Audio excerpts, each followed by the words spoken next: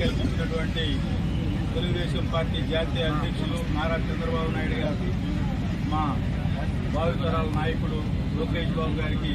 హృదయపూర్వక నమస్కారాలు తెలియజేసుకుంటూ, అలాగే ఈ కందుకూరు నియోజకవర్గంలో ఎప్పుడూ లేని విధంగా భారీ మెజార్టీతో గెలిపించేటువంటి కందుకూరు నియోజకవర్గ ప్రజలందరికీ హృదయపూర్వక నమస్కారాలు తెలియజేసుకుంటూ, ఈరోజు రాష్ట్రంలో మీరందరూ కూడా చూశారు ఫలితాలు. ఏయో సొంత సర్వేలు చేయించుకొని 2-3 కంపెనీలతో రకరకాలుగా ఏ విధంగా ప్రచారాలు చేసుకున్నారో మీరందరూ కూడా చూశారు. ఈ రాష్ట్రంలో ప్రజలు ఎప్పుడో డిసైడ్ అయ్యారు,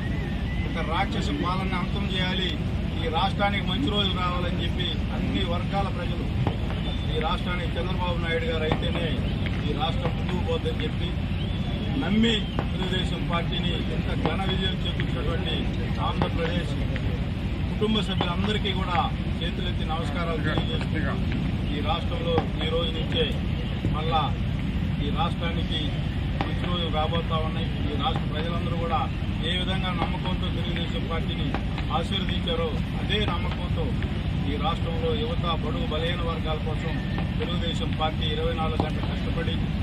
ఏవైతే నమ్మకం పెట్టుకొని ఈ పార్టీ అంతా ఘన విజయం సాధించే విధంగా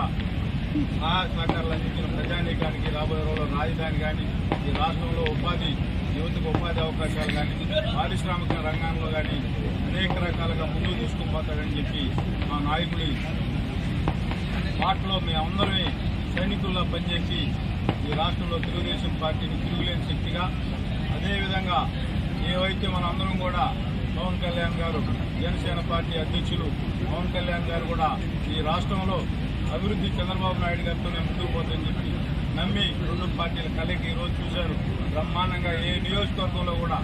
జన సైనికులు కానీ తెలుగుదేశం పార్టీ కేడరు బ్రహ్మాండంగా పనిచేశారు. కాబట్టి అలాగే బీజేపీ పార్టీ కార్యకర్తలు అందరం కలిసి ఈరోజు రాష్ట్రంలో కలిసిమెలిసి పనిచేయడం వస్తే ఈ ఫలితాలు రావడం జరిగింది. తప్పకుండా రాబోయే రోజుల్లో కూడా అందరం కలిసి ఈ రాష్ట్ర అభివృద్ధిలో ముందుకు పోతామని చెప్పి తెలియజేసుకుంటూ